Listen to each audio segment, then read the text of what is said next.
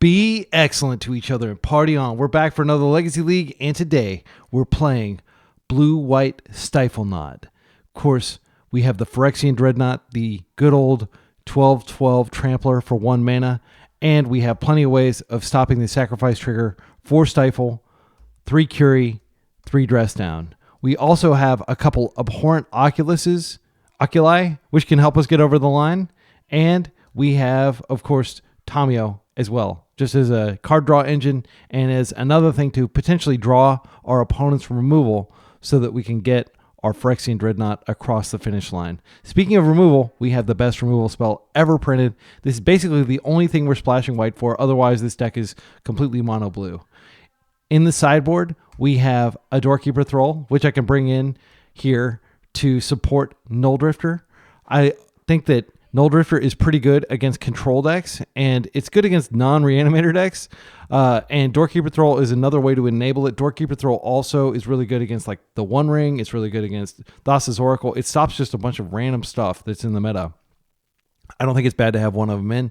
And of course, we have a very, very light splash with just the 3 Tundras and 1 Meticulous Archive and 9 fetches and 2 basics. And then, of course, we've got the Disruption package of 4 Wasteland, 4 days for Stifle. So we're going to make people's lives miserable here.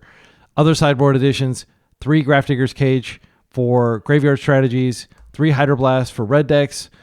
We have a Force of Negation for turn 1 combo, and we have Harbinger of the Sea, which is just really powerful against greedy mana-based decks, and it's really good against Eldrazi.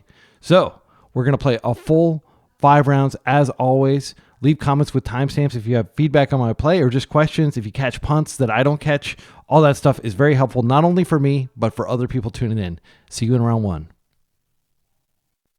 Round 1, we're up against an unknown opponent. We've got a Force of Will hand with basics. We don't have the full combo, but we do have Curie and Tamiyo, so we can get to work generating value here. Our opponent is playing a card I haven't seen in many years, all the way back from Antiquity's very expensive reserve list card, Candelabra of Tawnos, and they've done it off an Ancient Tomb. This could enable a lot of mana. We don't really have any way of dealing with it. We have a redundant Curie. I think I am going to go ahead and force and pitch the redundant Curie just to slow them down a little bit. I don't think they're going to have a lot of removal. I think this is a fine usage. Of course, we could just wait and force like some big threat, but this is clearly like a big mana strategy. If they're playing that, this is a big commitment because you're paying an entire card just to be able to potentially get a little bit more mana. I think here it's unlikely we're going to get dazed or wastelanded or anything, but I think I am going to go ahead and lead with this just in case. And we're just going to curve Tamiyo into Curie. We're going to, if we find a delicious daze target, we will take it. Cloud Post. Now I'm really glad I hit that because this would generate a lot of mana very quickly. I don't think this is that big of a deal. They get to look at our hand. The problem is, so Curie does still draw us a card even if we can't use her ability. And if they name that, that's okay with me. They are going to play around daze for the rest of the game. Maybe it does make sense to go ahead and hit this. Next turn, they're going to have 3 mana. Yeah, I'm going to play to a world where Curie can eat Dreadnought. I don't want them to see our hand because this daze is pretty worthless if it's in our hand. Like if they know to play around it. Okay, we're playing a dangerous game though with the clock because they are getting more and more powerful with each passing turn. Dreadnought. All right, I'm glad I did it. I'm glad I kept that around. So we have a Dreadnought attack that's going to draw us 12 cards in 3 turns.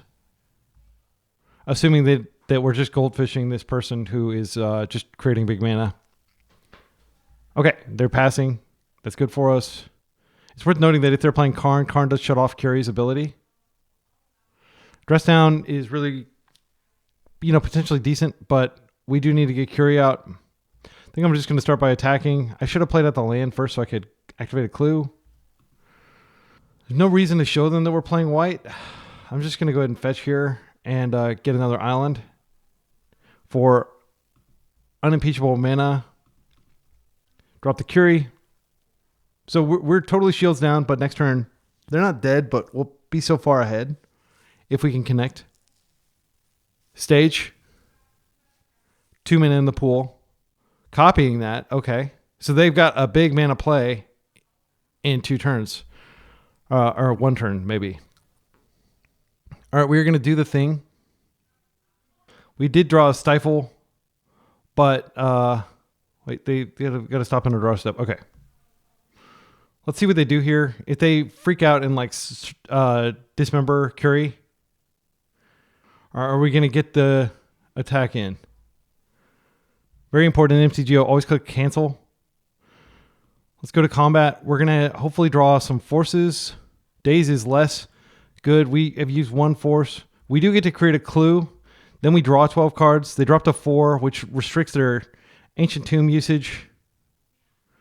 I'm grateful that we get to do this right out of the gate because this is like the thing that you want to do with this deck. Oh no, we didn't get force. We didn't get force. We could die. I mean, it's crazy, but we definitely could die here. Next turn, I can buy back a force. There's nothing we can play out here. I'm trying to think of what cards we want to pitch here. I mean, they could just Emrakul or something next turn. They've got 9, 10, 11 mana. Just face up, 11 mana. Okay, so we're going to have to discard a bunch of cards. I'll keep the dazes. Just on the off chance that they're useful. So I'm going to discard Stifle is terrible in this matchup. These are going to be upgraded. I will keep a plow just in case. I don't think land super useful here. We definitely don't need this Tamiyo. I think keeping 1 dress down is fine. I can't imagine what it would be useful for. We might need a second Dreadnought. If we're keeping this, that enables it. Just in case they get rid of it, we can, have another Dreadnought on the table as early as next turn. So I do want to keep 1 land. So I'll pitch a Brainstorm. Is that enough? So we got 1, 2, 3, 4, 5. Okay, we can pitch this Ponder too. Is that enough? Okay, good. All right. So we've got a good hand.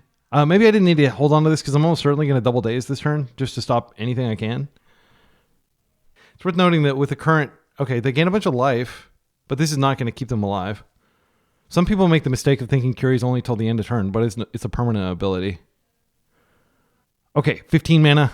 Oh, this is precisely what I was worried about. Let's see. 1, 2, 3, 4, 5, 6. Oh, we can survive and we can crack back. But they get an extra turn. They can probably kill us next turn. Yeah. Okay, well... it'll be debuffed too. It'll be a 14. We can just sack all this stuff and we can hit them again if they don't have anything else. But yeah, this is precisely what I called out. Emrakul. It's worth noting, Dress Down doesn't affect Emrakul. Blast Zone. So they can blow this up and then they can attack and then we have to sack. Oh, no, we still have 1 mana. Is this a 1 mana spell or is it still 2? I think this might blow up our Dreadnought too. Yeah, all right, we're conceding.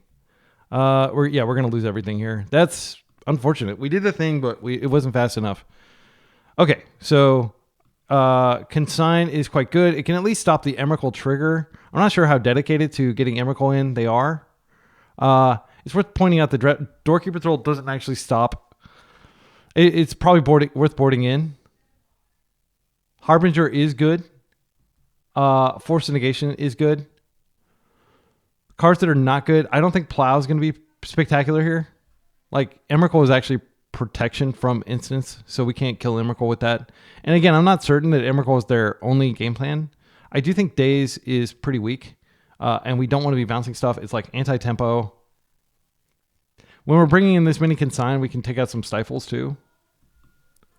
I think Null Drifter is worth bringing in just because if we get a turn where we get it out, I don't know. Like, they don't put a lot of permanents on the table. It's just that their permanents generate a whole lot of mana. Null Drifter is a way that we can close faster. That way we can keep our dress downs in. I am kind of worried that they do have some other creature in their deck that we need to worry about, but yeah, I think we do this. I think the 4 Consigns will be good. Okay, we can open... Wasteland's really good in the matchup. Stifle probably doesn't do anything. It might do something. Who knows? But we do have a path to Curie. And once we get Curie out, we can start drawing cards. And we have Oculus the subsequent turn. I think we're likely to draw a land at some point. Is this good enough? If we just Turbo Dreadnought, if we mull to get a Turbo Dreadnought, I think that might be better than this. I'm going to mulligan. It may seem crazy to mulligan a hand that has consigned. Okay, I do. Wait, why did I bring this in? I don't remember bringing this in. I think I misclicked. Okay, well, obviously that's going to be the card I put back, and then we're just going to keep this Wasteland heavy hand. Wasteland's not reliable because they do have lots of lands. Like their entire deck is basically land. But if we can go after the Cloud Posts, those are the ones we want to go after. And leave the Ancient Tombs, which only produce a mere 2 mana. I don't know how this got in my deck. I'm sorry. This doesn't do anything, I don't believe. So we're going to start off with Delta so we can surveil. And you may be thinking, oh, shouldn't you hold the fetch for Brainstorm? We'll do that later. We have 9 fetches in our deck, which is one more than most decks do. So we're more likely to draw one. I just want to manipulate our draws and see if we can find a consign or something good like that. Okay, Eldrazi Temple, Manifold Key. That's fine. This tells me they likely are playing some Eldrazi, like Sowing Mycospawn or something. This is an above average draw. However, I do want to fill up my graveyard for Oculus. I don't think wasting here is correct. I don't want to waste that land in particular. I want to waste something more impactful.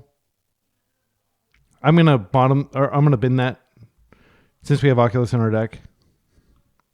I like to Brainstorm and just fetch away some stuff if we can. This island for sure. Oh, well, Grafdigger's Cage, thanks for showing up again. My goodness. Yeah, we can just fetch that away. And I think we just chill and plan to fetch.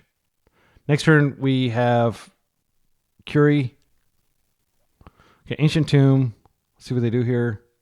4 mana. This could be Thought-Knot. If it's Thought-Knot, I don't think we do anything here.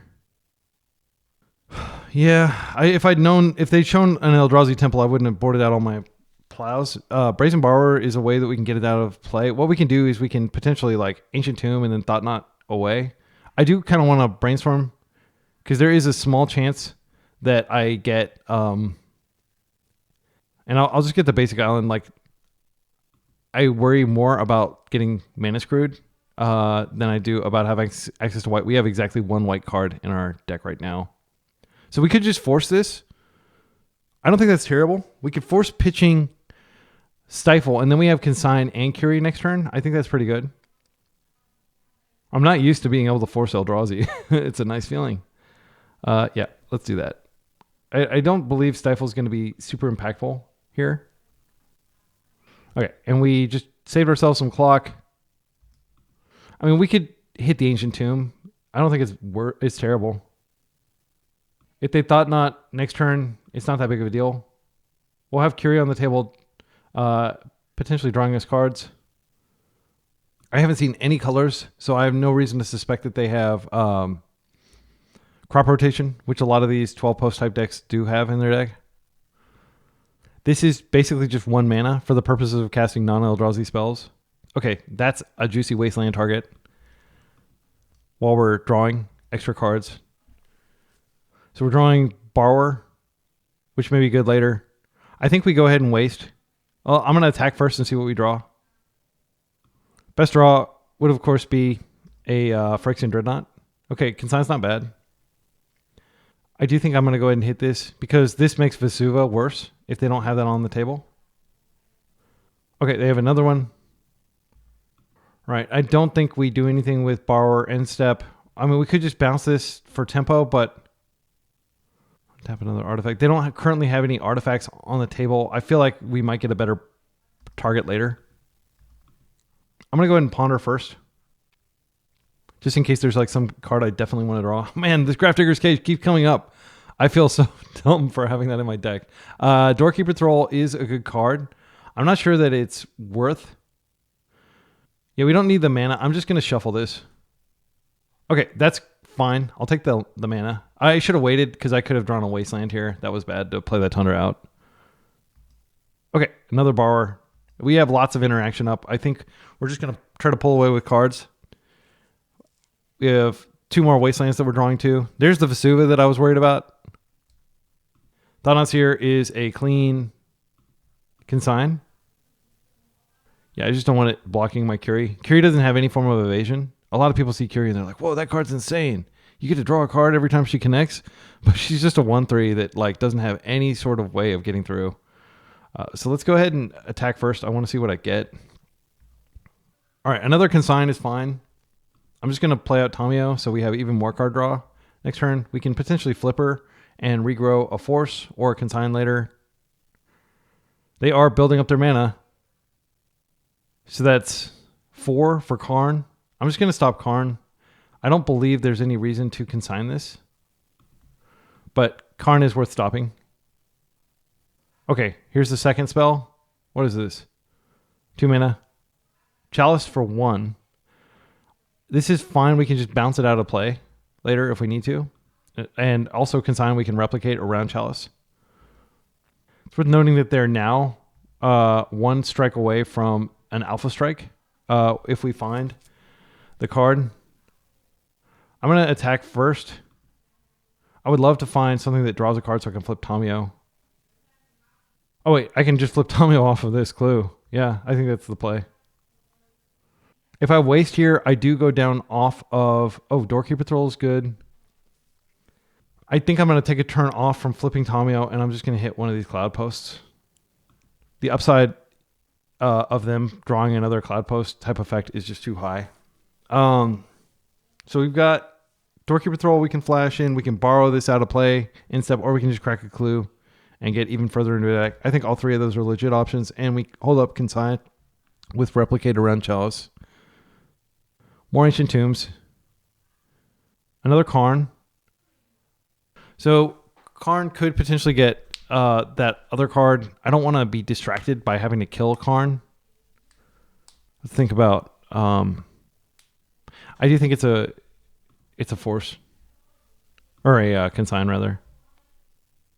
And I could have just bounced the Chalice out of play here and then done it, and it would have cost the same amount of mana, then I wouldn't have needed to replicate.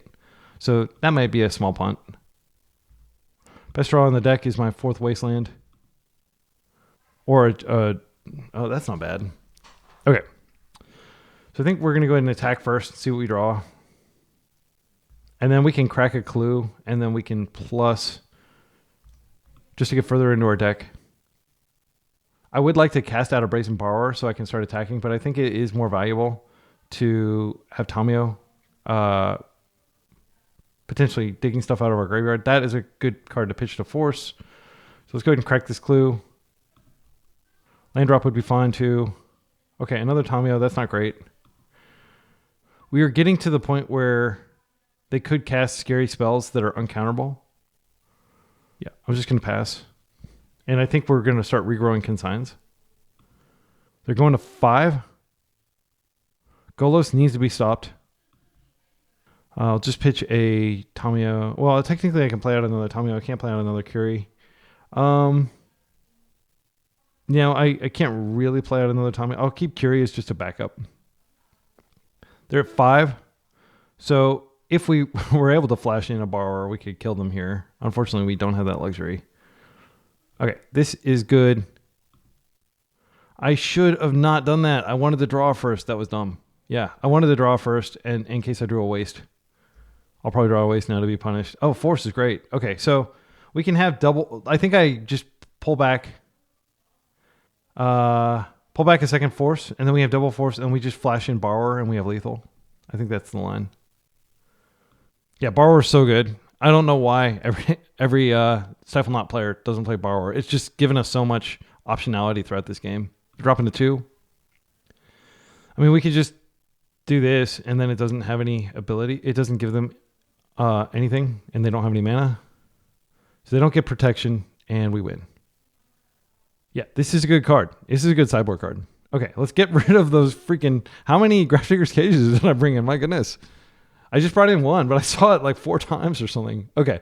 So on the draw, I don't think our game plan changes at all. I do kind of want to bring in Plow, but at the same time, the only creatures we saw were Thought-Knot Seers.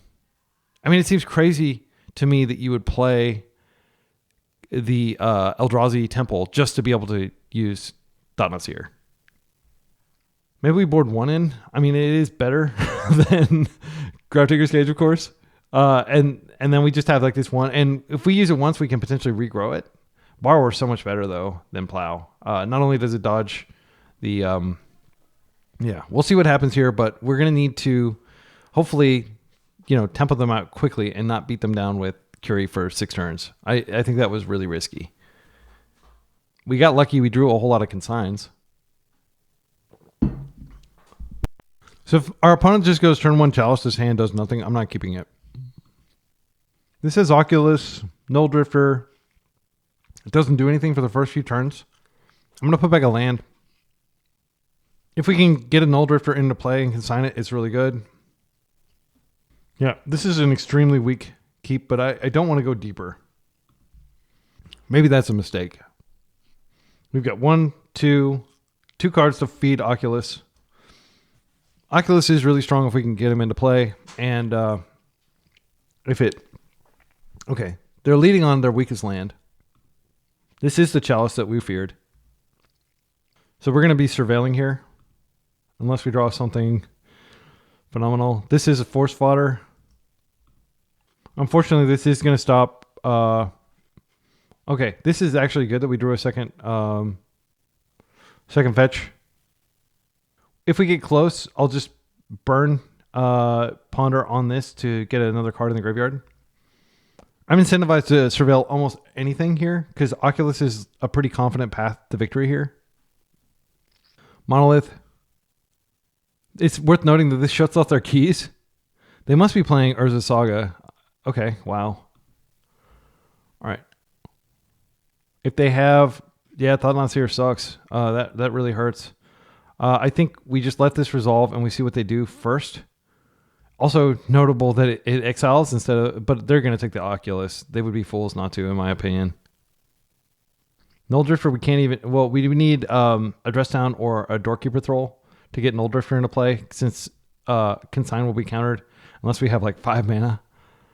Most likely this is just going to be a Divination. Like a draw 2 for 3 mana, which is not a good effect. Okay, I'm feeling super on my back foot, but my opponent only has access to 1 mana, and their entire deck's raison d'etre is having a ton of mana. So we're not feeling terrible here. Archive. Tamio goes in the graveyard. It's 1-drop. A lot of our deck is 1-drops, unfortunately. Okay, got another one. I think I'm just going to... Like, this sounds bad, but I'm just going to pull lands out of my deck. Yeah, maybe we should have mulled the 4. I don't know. Because they have like a very sclerotic, slow draw, but they may very well be able to beat us down with Thought-Knot. They're down to 2 cards in hand, though. Karakas, pretty bad against Tamio and against Curie. We're taking 4. Okay, and since Brainstorm is off, I am going to do the pathetic fetch to thin that everybody tells you not to do. Yeah, we're going to get all these lands out of our deck as quickly as we can, just to increase the likelihood of drawing bangers. We've got 3 cards in the graveyard. Consign is a live draw. It's not a spectacular draw. So we have one option. We could wait to get to 5 mana and get Null Drifter in play. Null Drifter doesn't actually win, though, because they've got this 4/4 that's trucking us each turn, and we're 4 turns from death. Null Drifter, I think we do Null Drifter here. It puts a card in the yard. It gets us closer to casting Oculus if we find the second Oculus. They don't have a lot going on their side of the table. I'm not convinced that we need to consign this turn. They have 2 mana. Yeah, like, Null, you could say, oh, Null Drifter is like one of the few remaining viable win cons in your deck. That's true. If we can find a Brazen Borrower, we can unlock our hand. Yeah, let's just do this. It feels super bad. Okay, we did find a Force, which is not nothing. It gets sacked. We did find a Dreadnought. If we can find a Brazen Borrower, we can get this out of play and we can win through Dreadnought. And Dreadnought can win pretty quickly. 2 swings. They do probably have Kozilek's Command in their deck, which can exile creatures. This is fine. You never go after the monoliths. You go after the keys, which they can't even cast the key.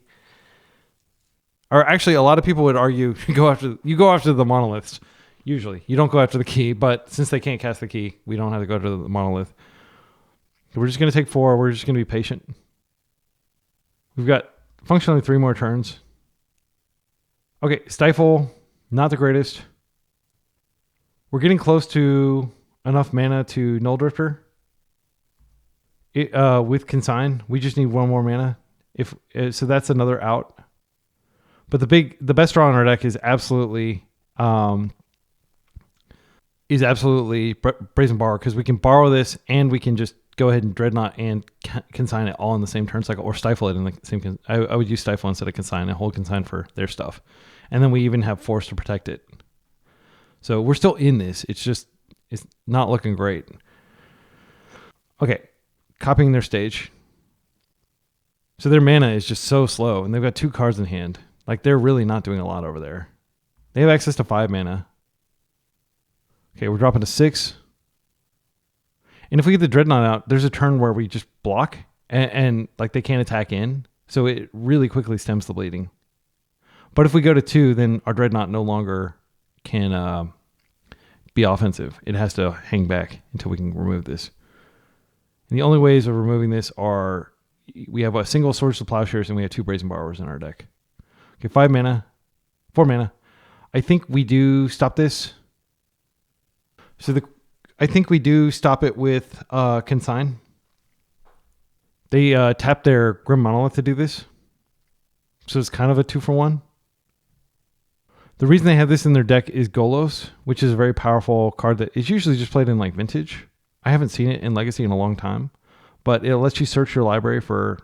It's a legendary 5-mana creature that lets you search your library for any card and put it into play, untap, so you can immediately Karakas it back to your hand and use it again. Very strong. All right, so now we have 5 mana. But the issue is we're going to die. We should play this out because, I mean, if we draw a Null Drifter, it can at least draw 2 cards and then trade with this. But now if we fetch and we force, we're dead. So we can't really force anymore. It'd have to be a damn good card for me to force here. I'm not going to stop that. If they find like Paradox Engine or something, suddenly they have a tremendous amount of mana. This is another Karn.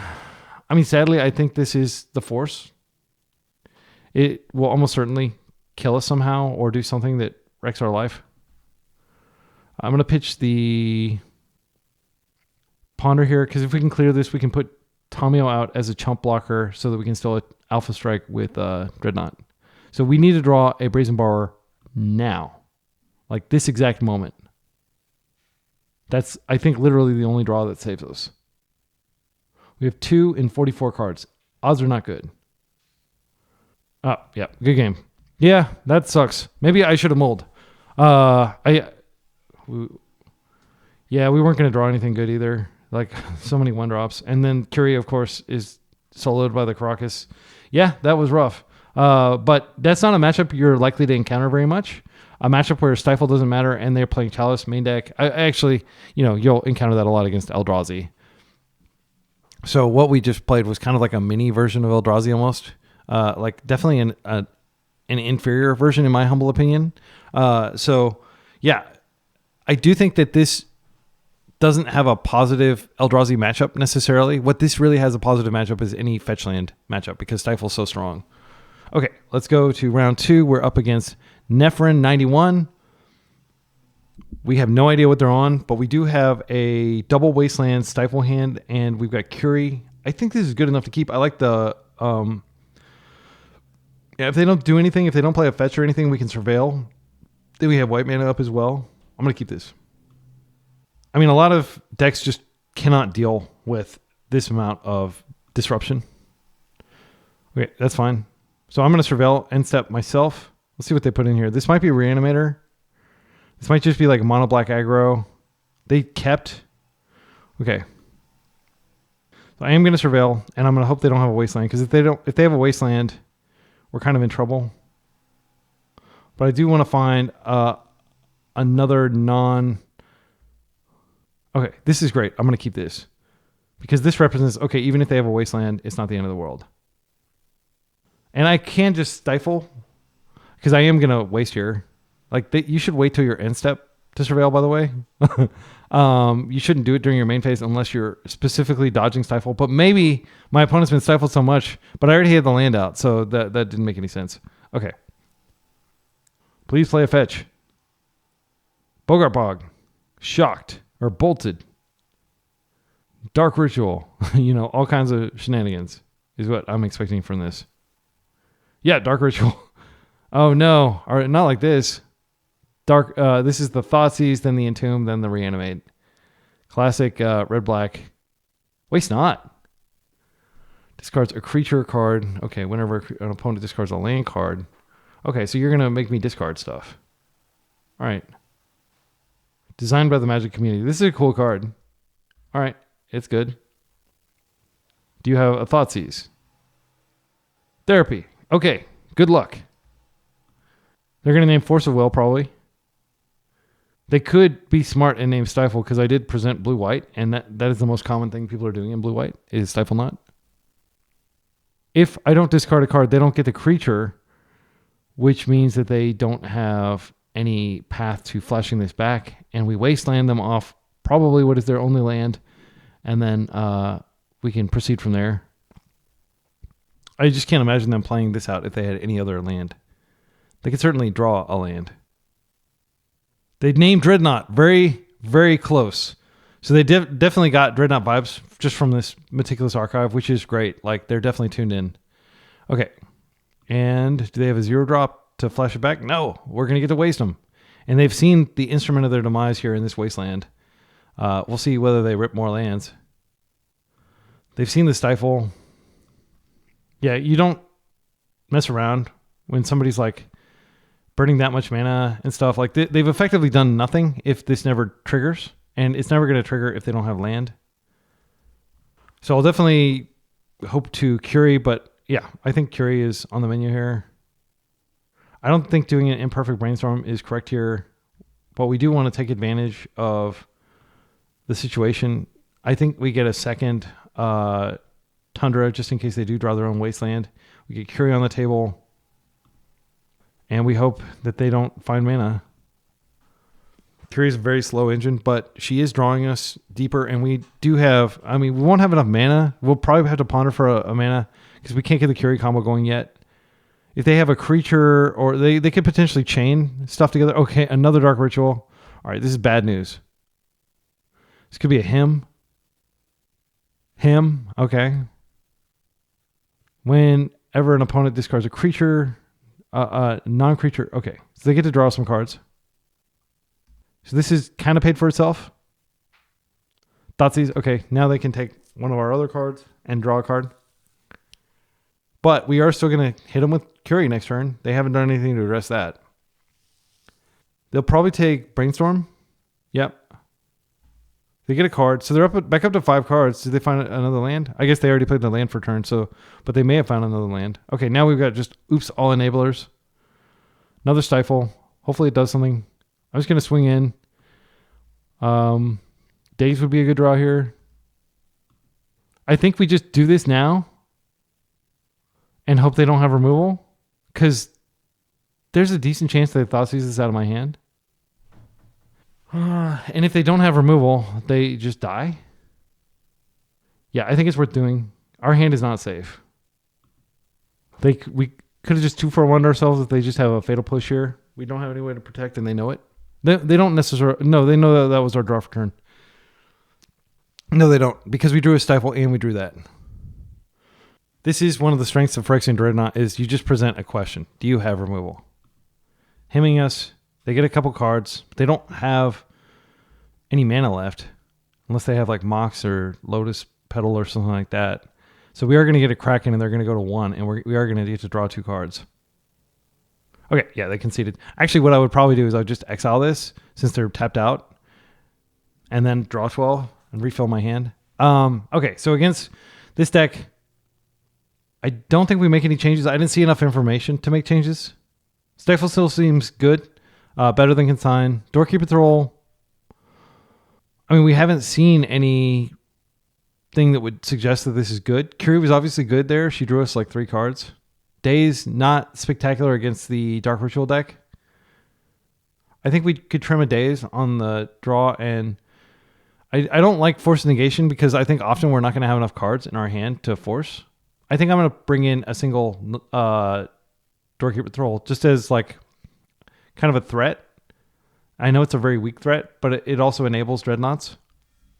And having something on the table that doesn't require us to have cards in our hand could be good if like we play this and then the next turn we just play, the Dreadnought that we rip while this is in play. I don't suspect that this is going to be deleterious to us. One of the reasons this is in the sideboard is because you don't want to be playing this when you suddenly find yourself in a Stiflenought mirror. This is a forced blue card hand. I think it's unlikely that we get to hang on to Abhorrent Oculus long enough to get it into play. But we have lots of lands, which is good because they could hem us and we could lose lands. They haven't, I don't think Wizards has printed really any discard X random cards like Mind Twist and Him were the only ones, because after that they realized, oh, well that hits like lands, even basic lands, and that's not fun to just randomly kind of get all your lands hemmed away and then not be able to play the game. So I think that's one of the reasons they've stopped printing discard at random type effects. All right, our opponent thought for like 2 minutes about their opening hand, but they could just be like multi-queuing or something, so I'm not going to read too much into that. Bloodstained Mire, fetching immediately, that's smart. Basic Swamp is also smart. Dark Ritual, I'm going to stop whatever comes out of this. If it's a him, I will force it. Wastenot is clearly like a critical card in their deck. Therapy, see if they name Force. That's what you usually want to name in these situations. I did pause a little bit, so maybe they think like, oh, they would just F6 through the turn if they didn't have Force. They did name Force. So now they've seen our hand and they can hem us too. Don't hit the Oculus. Okay, good. They did hit 2 of our lands though. This is precisely what I was talking about. So now we're pretty priced into fetching Basic Island. They're down to 3 cards. Okay, so I'll just lead with the land they've seen and I'll just pass. Our goal, so we fetch here, we brainstorm, and suddenly Abhorrent Oculus is online, and if they don't have removal, that's going to be a serious clock. They didn't have removal last game. A lot of people skimp on removal thinking, well, I won't need removal if I just discard my opponent's hand. It's like theory crafting. I've been guilty of it myself as a lad.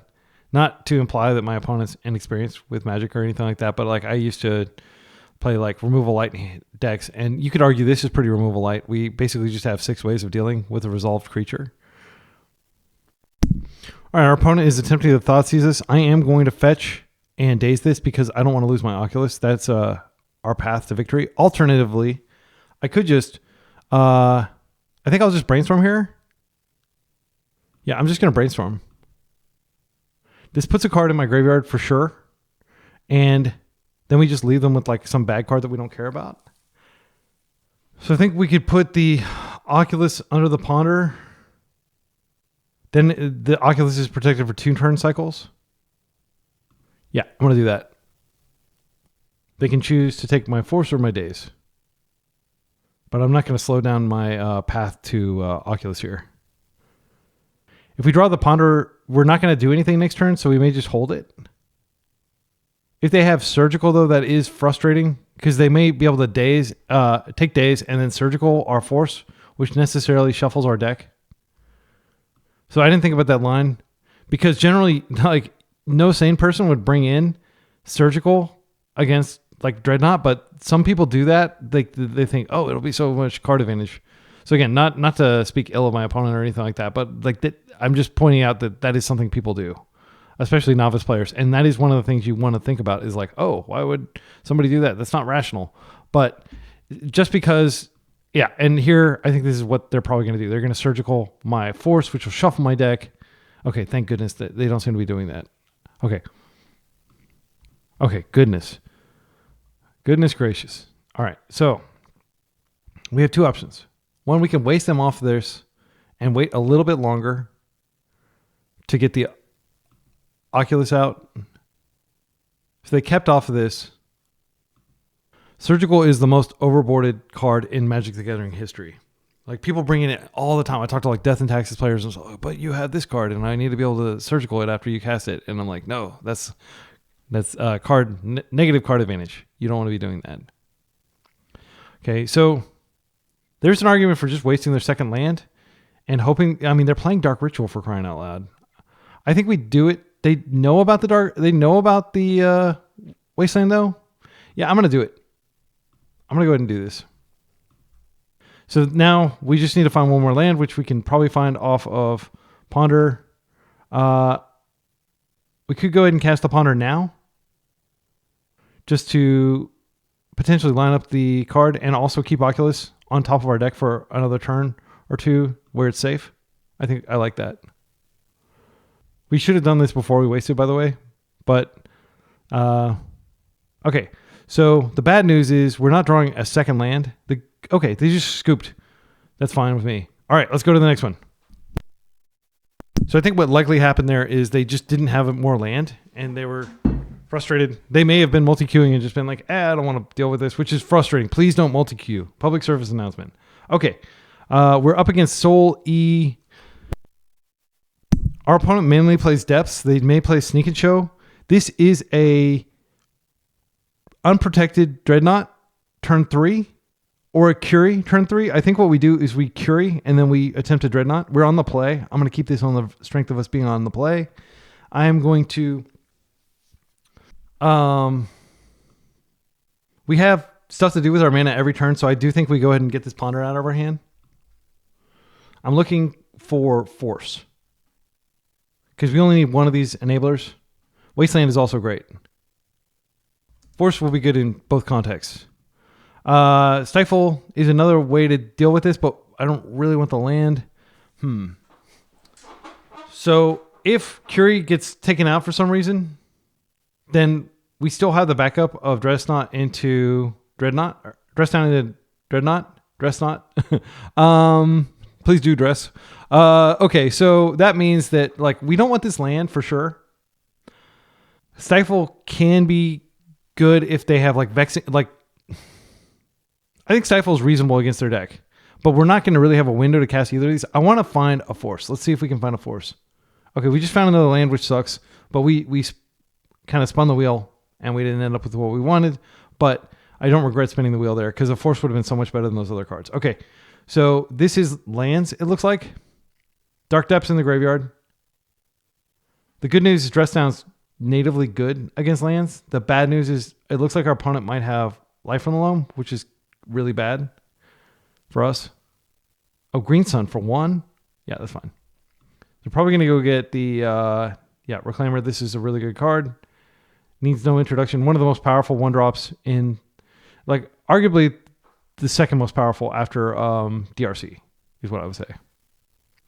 We ripped the absolute perfect card here, so we can surveil and we can... No, we can't surveil and remove it. But you do remove this. You don't mess around with this if you have the window to do so, and we do, so I'm going to.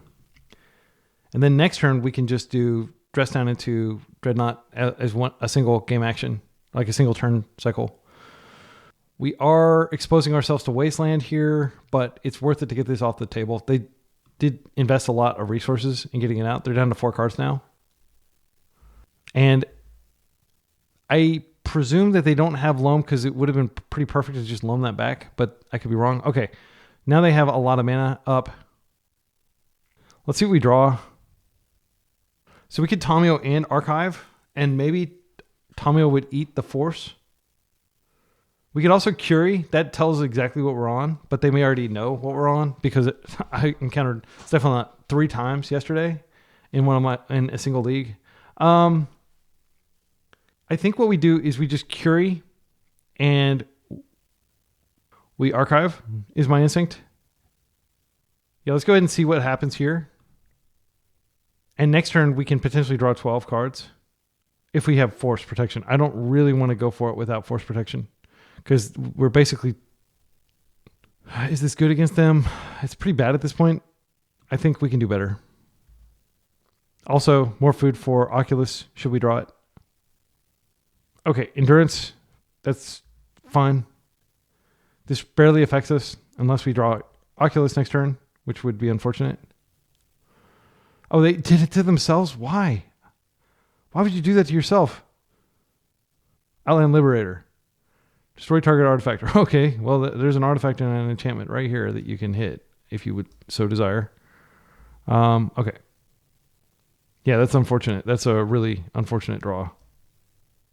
So we need another force or another plow stat. Maybe they didn't want to put the plow back in our deck because they realize how instrumental it is. Oh, wait.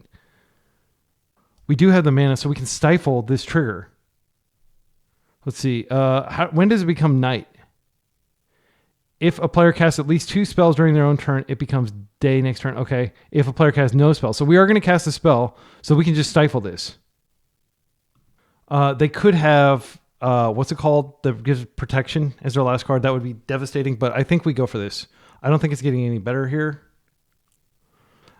Should we go ahead and fetch? We're going to use all this mana. I am going to go ahead and fetch like a coward, just in case there's some sort of weird interaction that I didn't think about, where they can do something with the fetch on the stack. Okay. Let's eat. Let's stop that. Okay, they have a plow too. All right, well, we couldn't really play around that, unfortunately. Yeah, so we game 1, and that's probably the ball game. I don't know. They have 1 card in hand, but Endurance, they have a lot of live draws. Loam is not really a live draw anymore. I think they're depths. I don't think they're lands. Yeah, because like lands will maybe play like 1 or 2 creatures. Like maybe it'll play Reclaimer, but it's not going to play like Endurance and Outland Liberator and stuff like that. So I think they're just straight up depths. Night is pretty devastating. It's not devastating yet. We are definitely in the market for Plow. If we play out the Tamiyo, they may be inclined to... We can protect her. I think this is the play. We just do a multi-turn line. They get a few turns of cycling and stuff. They can get Merit Lage as early as next turn. So we could potentially block Merit Lage and then Brainstorm, but they can go get this land that gives its Sajiri Step. Green Sun Zenith. I think this is probably just for a Reclaimer, but it could be for something that gives their creatures protection from green. It's a good card. This does have reach. I think I want to attack to create the clue at this point because we've got so much mana. Yeah. And they do have the win next turn. We really just need to find a plow is what we need to do. So I'm going to go ahead and attack here first to create the clue. They're going to go to blocks. We're just going to Brainstorm. Dress Down does stop the Safekeeper ability.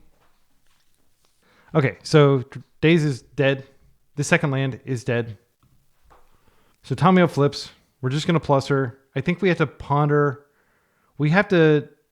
Oh, yeah, we will have 1 more mana from this. So we could ponder and then find exactly... Let's think about this. So we need to find exactly Plow. So I'm going to go ahead and plus first. We're definitely doing that. We put back a bunch of bad cards. So I am going to just go ahead and fetch them away. So I can get a fresh ponder here. We get a Tundra. We're going to ponder here.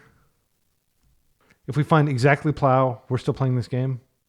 Borrower does deal with the token, but like it's not enough. It's not enough. Plow.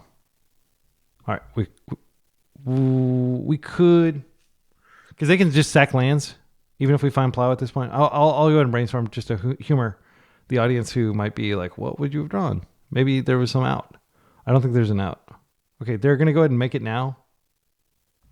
This is fine. Okay, and this is what their deck does. They have protection because they can, use Sylvan Safekeeper. They still have plenty of lands to sack.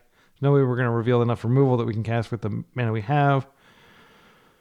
Another Tamiyo could potentially block. Yeah, that's not going to do it Stifle's really good in this matchup. We're definitely keeping Stifle in. Let's go to sideboard. Now that we know what they're on, it makes it a little bit better. Cage does stop Green Sun Zenith. Might be worth bringing in. Doorkeeper Troll is quite good against them. I think the Null Drifters come in.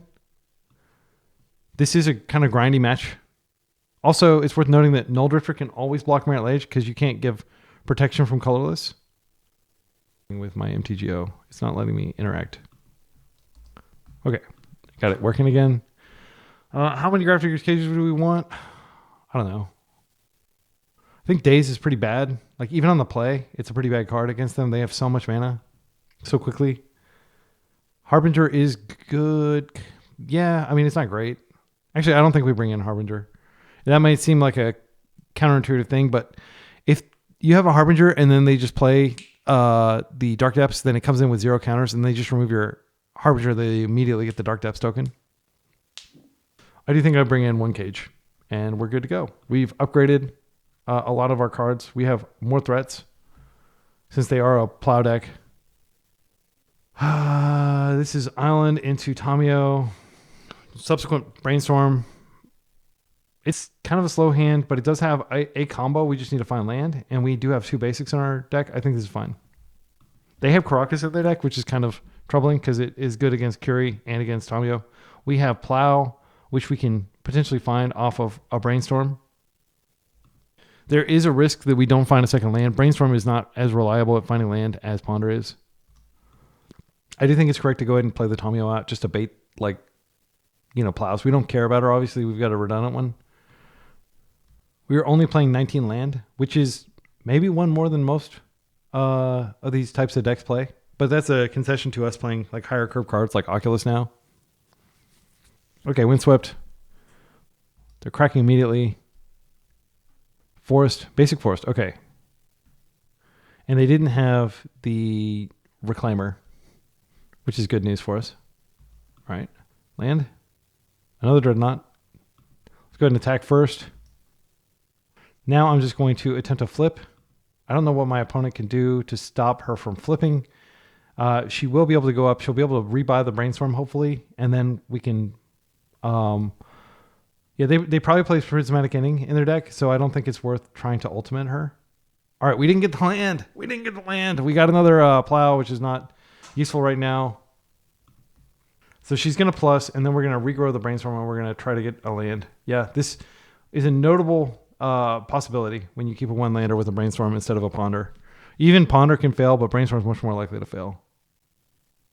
It could be... I'll do the math after this. Okay, saved by the basic here. Can't do anything about this Reclaimer, unfortunately. It is going to wreck our day. All right. So I'm going to buy back Brainstorm. And I am just going to aggro Brainstorm now because I feel like we're going to definitely lose if we don't find a land. Okay, we found a Wasteland. It's not a great land. They can just waste it themselves. However, it is worth noting that if they choose not to waste us, we have, Force of Will protected Dreadnought next turn. So I'll put these back. It might actually be smart to just hold the Wasteland because then we can still force... Yeah, I think that's what I'm going to do. I'm going to hold the Wasteland. They may be able to get a Maze of Ith or something. They're also disincentivized from attack. Oh, I should have probably actually played it because now... yeah, I didn't think about the fact that I had too many cards in hand. I will put the redundant Tamio. I'm going to put the Curie in the yard. I should have probably put a Dreadnought in the yard because we may need to use all these cards to pitch with Force and stuff. Now they have Plow mana. Scary time. Claimer is going to hug. Bye, Tamio. Thanks for helping us get that Brainstorm back. And you may be thinking, like, why not just play out the land? Like, really, this is like our chance, basically. Okay, let's play this out. If this is answered, the game is over. And I have a hard time believing this won't be answered. So this is our attempt at stopping their attempt at stopping us. I'm going to keep the dress down just in case we do miraculously 2 turns later. We know we're drawing another Plow that we can't cast. Okay, they're wasting our land. They can go get Maze of Ith if it's in their deck. That would make sense to have Maze of Ith in the deck, considering what their deck does right now. They're not going to attack. They can just instant speed go get Maze of Ith. They may just have another Force of Vigor or something like that. Let's see if we can hit crop rotation into Maze of Ith. Yeah, I'm not going to concede, but this is the dark times right here. Why not just like save crop rotation for something else? Because you've got the Reclaimer. You could have just activated. They may have something else they're going to do in step. Yeah, this is pretty bad. The good news is if we get another land, then we can dress down and we can Dreadnought the subsequent turn. Okay, they're going to go get something. If they get, what's it called? Okay, Flagstone. Yeah, they're just going to ramp up their mana base. I guess that's why they use the, they were planning to search for 2 cards this turn. Surgical Extraction on our Force. That's fine. It's going down a card to prevent a card that isn't even in our hand. So I will take that card disadvantage. There's not even anything in our graveyard that they can hit that would disrupt our hand right now. If I find a Plains, I am probably going to just hope to make it to end step and dress down so I can get the second Dreadnought out. It may make more sense to go after the Reclaimer if we can find a white source. And I said Plains, but it's a Tundra, so it's basically a one-shot against their deck because they can just go get as many Wastelands as they want with the Reclaimer.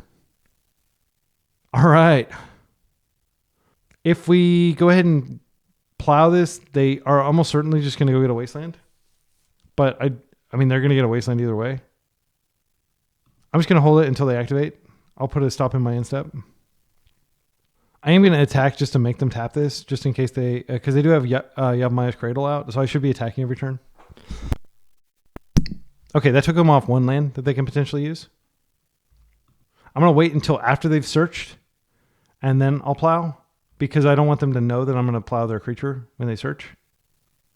They did pass priority there, so I'll just set a stop for their upkeep, I guess. No, I think actually I had priority, so I have to pass priority, and then they can do something. Because I'm the active player. Okay, so they're going to sack that. They're probably going to go get a Wasteland. They get another land as well. Because Flagstone, when it goes to the graveyard, you can go get a Plains. And that can be a dual land or a Surveil land. Okay. This is the Wasteland. I'm going to go ahead and plow now. There's no point in me like dressing down or anything like that. I mean, I could draw here, but I don't think that that's the right thing. I think we need to get that off the table. We just need to eat this Wasteland. And then literally any land... and we can potentially get our other Dreadnought into play. At any time, they can draw a plow. They can draw a lot of things that can mess with us. At this point, like, Knight of the Reliquary is pretty powerful. Yeah, that's what they have. Okay, so they're going to waste us here. And we're going to be staring down this Knight that can just... Okay, they can phase out our creature. Oh, they're going to phase out that to protect it? That makes sense. And they should waste us here, and they do. Okay. So we have gone through 4 of the lands in our deck. We've got 18. Another Reclaimer. This is bad news. Yeah. Oh, they tapped out of freaking Maze. We can hit them at least. That's not terrible. Another dress down. Not what we're looking for. I am going to hit them. And I'm just going to be fearless. Like, let's go for the life total when we can. Punish them for tapping that. They're at 8. We can't do anything. Let's pass. So they have an 8/8. They can hit us for 11 now, potentially a lot more if they want to do some shenanigans with their Reclaimer. Echoing Deeps coming in as another Maze. They don't have a Maze in their graveyard, but it could be a Wasteland. Another Flagstone. Okay, that makes sense. They're not going to attack. They're just going to try to Alpha Strike us here. If we rip a Wasteland, we can just waste their Maze and then attack them. I do think it makes sense to attack here. They could actually have enough power to successfully block, but I would be happy to just remove this Knight at this point. Is that correct? So let's say we attack. They can block. Currently, they'd be doing 11, but they just sack, and then they can be doing a lot more, and we can only take out one of their creatures. Taking out the Knight is probably worth it. We're going to have another Dreadnought later. What kind of combat tricks can they do that can punish us here? Other than just successfully blocking this. I think I'm just going to go for the attack. Because if I can get rid of this Knight at this point, I think it's worth it. They don't have any cards in hand, so we have perfect information. Getting rid of this Knight is totally worth. And And I can put all the damage on this and just ignore this so that they do take like some damage from it. Get them lower. And might be able to get them into a situation where Brazen Borrower can finish them off. Oh, they can give it... no, they can't give it protection. They have to double block here. Okay, so I get to stack damage after they do their tricks. Okay. So that doesn't do anything, right? Like, my creature... Oh, they're doing it after combat? Interesting. That doesn't make any sense. I think I just put it all in the night. And then 4 of it should spill over. No? Is that not how it works? Okay. That's weird. Okay. So assigning damage didn't do anything there. That was like a pointless exercise since they'd already mazed it. MTGO just made me do it anyway. Okay. So now they can go get... they can assemble the combo now, I think. We do have Brazen Borrower, but like once they've assembled the combo, they can just protect it 2 ways. There's the Thespian stage. Next turn... Oh, okay. They're just going to get the stage right now. Or the Dark Depths right now. But they can't use it yet. They have to wait a turn for that. So Brazen Borrower can bounce. Plow can stop it as well. All right. I think we're just dead. It doesn't even matter if we draw land at this point. They're just going to make it now. That's fine. And it's worth noting that they do have the Sejiri Step in their deck, so we can't really bounce it out of play. They have like 2 different ways of going and getting... there's like... It's extremely unlikely the Sejiri Step isn't in their deck, but I am going to go for this just in case. I'm going to go get my other island. And if for some reason they got greedy and they boarded out Sejiri Step, this will at least get rid of this. Okay, wow, that worked. Now this is a 12-12, so I can't even attack in anymore. They don't have me dead on board. If they attack with both of these, then I'll take some damage and block that. Are they going to just do it again? They are going lower on land doing this, but they can present it again. Okay, Flagstones again. So they can just rebuild their mana base and do it again. Yeah, this deck is really strong. This deck we're against, but the weakness is they run out of cards pretty quickly because they're doing things like Mox Diamond. They don't have any card draw effects. Maybe they're playing like a Sylvan Library or something like that, but Bojuka Bog doesn't really affect me. That's surprising. They grab that. They may actually be running low on lands. I don't know. They've got 35 cards left in their deck. I assume they have some more lands in there, but it's just kind of like I'm not sure why they grab that. Maybe they are afraid of Oculus. Okay, I'll just gain life here. 29. They can attack for 14 here. They can attack for 17. I will take it. We are dead on board. They can even maze their creature and reuse it. We're not getting out of this. If we draw a white source, they've used one... They've only used 2 wastelands, so they definitely have wastelands left. I'm trying to think of how we can affect change here. Like finding land into plow for this is probably the only thing we can do. Okay, that is something we can do. Let's put these back. And I'm just going to attempt to plow here. They gain a bunch of life. And then I'm going to ponder, and I'm going to try to find a wasteland for this maze. Okay, they do have something. It would stun me if they had Sejiri Step here. Oh, they're going to phase it out with the thing. No? Okay. Let's go ahead and ponder here. I definitely don't feel like I should be in this game. Like, my opponent is extremely greedy for boarding out, likely both of their Sejiri Steps. That is a land that allows us to Dreadnought next turn, but it doesn't really matter if they have the maze out. They've already used their Echoing Deeps. Drawford is dressed down even after the shuffle. So we got the Muddle Bug, as they like to call it. Okay, they do have a Sejiri Step that they just didn't grab. That doesn't make any sense to me. The way they're playing just doesn't make any sense. They could have won so many turns ago. Okay, they're just coming in for 3 damage instead of cycling for stuff. I am totally puzzled as to why they're playing the way they are. Okay, Ponder. Ponder does potentially find us a land. If we don't find a land, though, we're not going to be able to dress down.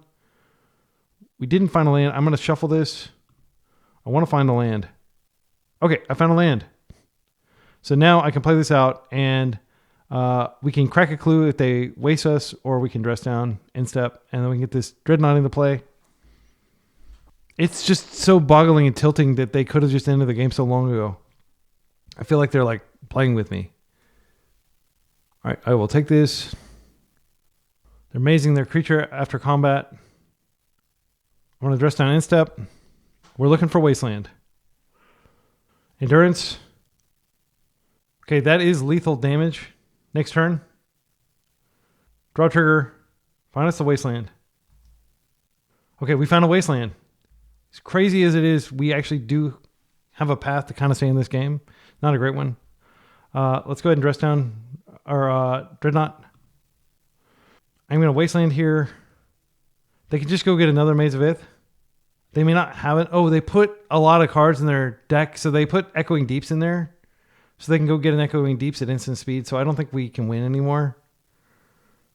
Yeah, this is such a tedious match. All right, I'm not going to waste yet. Yeah, I didn't even think about that. That they could just essentially infinitely loop. So what I'll do... I think they're likely to grab a Wasteland here. And waste our waste. I think this is the second time this game they've endured themselves. This is like the longest game ever. Okay. Opponent thought for a very long time. All right. So we could draw and then they could go get a Wasteland to waste us. If I dress down now. Oh. No, because if I dress down then we don't have trample. All right. Here's what I'm going to do. I'm going to go to my main step. Note that I intentionally did not crack that clue. This is pretty good. I'm tempted to just play this and ignore their different things that they're going to do here. This might just win on its own unless they have a plow. I think what I'm going to do is I'm going to make them use the Echoing Deeps here. Okay, so they're just going to sack it. That's fine. If they get Bojuka Bog, that's incredibly unlucky. I don't think they'll get that. They're just getting a Flagstones here, which I think is a mistake. Unless I'm missing something, because now I can just attack for like a ton here. I'm going to go ahead and attack for a ton. We'll create another clue, sure. Now we're going to Oculus. I don't think they have like a land that gives unblockability or anything like that. Oh yeah, I didn't think about that. Do I want to keep this around? Man, that was dumb. Yeah, that was dumb. Is there anything I can do to keep it around? I could crack this clue. I think it's better to just get the Oculus on the table. And accept that we got a few extra damage from this Phyrexian Dreadnought. Like, they can just go get the Echoing Deeps at any point. Okay, so Oculus, I'm going to put all my non-creature spells just in case they, like, endurance us later and we get more land back into our deck because we want it pretty badly. All right, and now let's see if we can manifest red into another Dreadnought, which would be great. Legolas Quick Reflexes. Okay. Tapping. All right, and sacrificing. You're going to go get something. I don't know what they're going to get. I'm just going to F6. Like, there's nothing to be done here. They got a Plains. They could phase out our creature. Then we're dead on board. Yeah, we're dead on board now. Yeah, and we don't get the trigger because it's not in play. So it's just like an extremely convoluted thing. Like, if they have a way to get another land in their graveyard, Green Sun.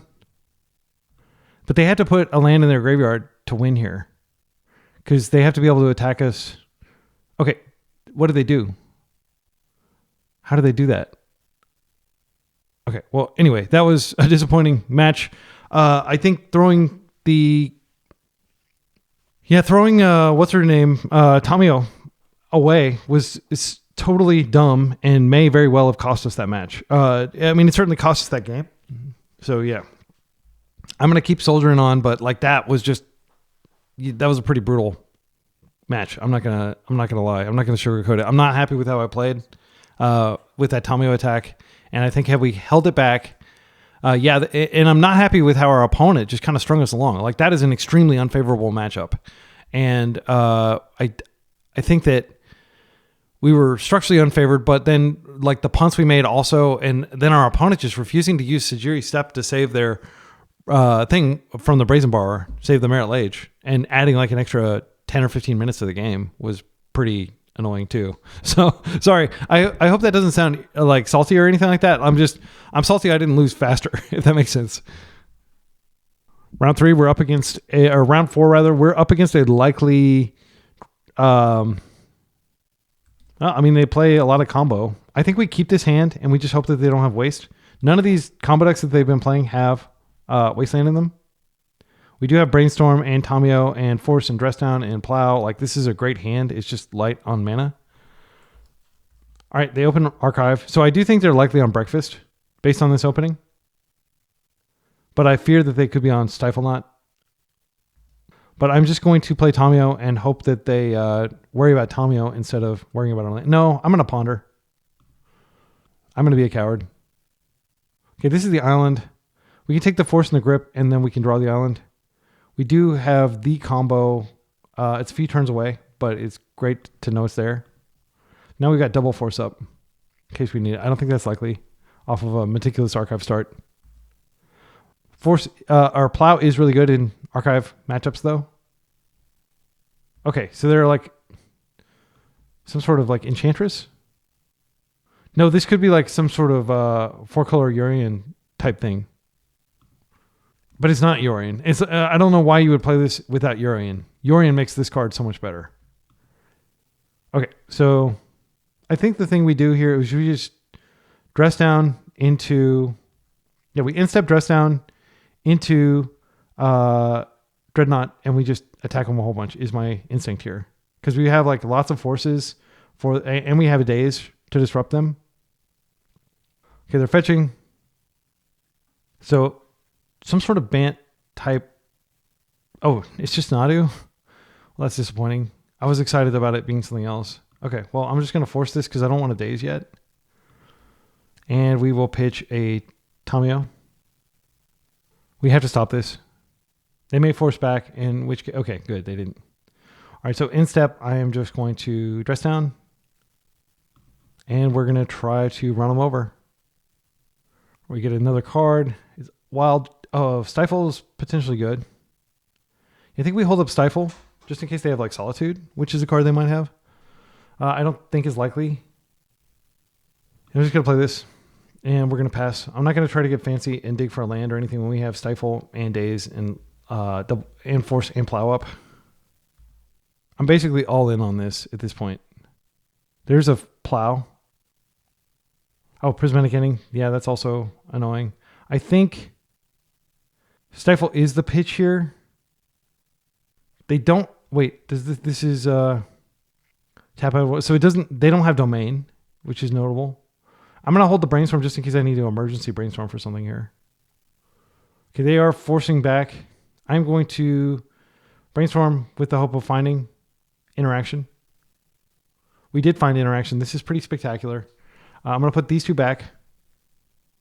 I will draw the Wasteland first, so I can disrupt them. So this force gets countered. Now we're going to force again. And hopefully Daze does something too. Oh. Pondering, that's fine. If they find like another interaction spell, we can potentially Daze that. I'm not confident that we're going to be able to swing twice, though. If they have Prismatic Ending and likely 4 Plow in their deck, and they have 4 forces, please find something and try to do it now. Try to do it now. All right. Wow. We got very lucky here. Yeah, I'm just going to bring this back. I don't expect them to interact with our mana. Oh, wow. So good. Yeah. All right. So we just have to survive 2 swings. I'm going to waste them off one of their lands here. Just do that. It doesn't really matter which one because they have all the colors anyway. And let's attack. And we're all in on this, basically. If this dies, like I'm just going to assume we're going to get our faces nodded off and I'll just concede. They're brainstorming again. They still have potential removal up. That was a fast brainstorm. They probably found it. Oh, they didn't. Okay, good. Yes. You don't usually get away with that against control decks. So we're going to bring in Null Drifters against the Plow. So, you know, I don't want to take out the actual Dreadnought, but I do think Harbinger could be okay here. They were playing basics. They're most likely playing Green Sun Zenith, but I don't know that Grafdigger's Cage comes in. Yeah, the problem is I don't know what their deck does. I've never seen a deck exactly like it before. I do think Daze can come out. We can keep one in. Yeah, I think this is fine. Like, Curie is not exceptional. Like, in these kinds of matchups, the main thing you want to do is just have a lot of threats, in my opinion. So, yeah, we're going to hope to get into a force fight or something like that, and then probably over Nadu. Like, I'm going to basically just hold my forces for Nadu now. And now that I know that Nadu's in their deck, did we know Nadu was in their deck before we committed to the Phyrexian Dreadnought line? I think we did, but we had double force and Daze, so that's why we committed to that line. Okay, this is a keep. Dress down. Null Drifter is like one of the best cards in the matchup, and we have force for Nadu. We have plenty of lands to bridge us to Null Drifter. Tamio, I'm going to let that resolve. Tamio's not the fight. We might be able to find removal. We're just finding lands. I'm going to get a Surveil land. I could play my own Tamio, but that is my card to pitch to force, so I'm not going to do it. I'm just going to accept that they're going to get a lot of card advantage and hope that Null Drifter and the card advantage we get from that can equalize us a little bit. Null Drifter is essentially a 3-for-1 if they burn Plow to take care of it. What? I did not expect that. Well, now this dress down just got a lot better. So I think they're on some sort of breakfast build that like just plays Abundant Growth for some reason. They could be on like kind of like a more fair Bant strategy, which I've never seen before. Do we want to waste this Saga? Wasting it, I think, is good because it slows down their mana development. We can probably go ahead and play out the Tamio. Yeah, I think I'm going to do this. Just, I know I said like, oh, we've got dress down. That's great for that. But these clues, well, yeah, I think it's fine. Okay, they are drawing a clue. Drawing with a clue, that's fine. Urza Saga goes away. I am going to play out the Tamio, and I'm going to have faith that by the time they get to the Nadu mana, we're going to draw another blue card. So next turn, we just dress down, and then we Null Drifter. That was one of the reasons to force it, or to waste, is because when we're casting Null dress down, it's not in a space where their constructs would be affected by it. Like, this is what I was hoping for. They use a removal on this. They did play basics. But importantly, they can't cast Nadu off of the colors they have currently. So we really need to draw a blue card. And our deck is almost entirely blue. Brainstorm to Flipper, that's fine. I'm not too worried about it. We do have 2 Brazen Borrowers in the deck that can potentially address her. And they're going to have to contend with this Null Drifter. Even if Null Drifter doesn't resolve for some reason. I don't believe they play Daze, so yeah, I mean, I guess they could like force the dress down. That would be the heads up thing to do. They can regrow the Plow, which can deal with our Null Drifter, but it takes a lot of time off their clock. Yeah, I think that's unfortunate that I drew that card. I think they're just going to plus and chill. Cavern. Okay, they could have Nadu uncounterably here, which is super tilting. I don't like this card. I wish they'd never printed it. But I'm sure every control mage says that. All right, so what we can do is we can dress down and then we can plow it and they don't get any value, but then we don't get our Null Drifter. I think we have to accept that this is going to come into play. They don't immediately have anything to do with it as far as we know. The other option is we could just, we could dress down, plow, and then we don't have Nadu on the table. I think getting Null Drifter on the table is important because Tamio is so close to going off. If they counter this, I'm just going to concede. I'm going to concede. There's nothing we can do here. I'll play it out. We could. Okay. So if we draw Brazen Borrower and they don't have a way to deal with it. What did they pitch here? They pitched an Archimedes. Yeah. So they're definitely on breakfast. They're just on like some kind of different build of breakfast. Okay.